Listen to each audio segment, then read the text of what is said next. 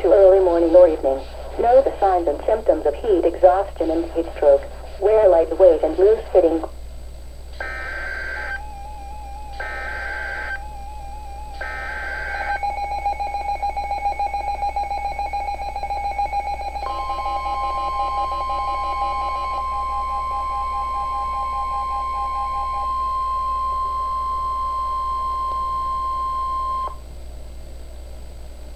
urgent weather message.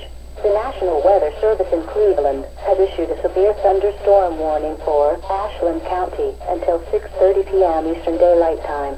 At 5:07 p.m. Eastern Daylight Time, the National Weather Service Doppler radar indicated a severe thunderstorm capable of producing quarter-size hail and destructive winds in excess of 80 miles per hour.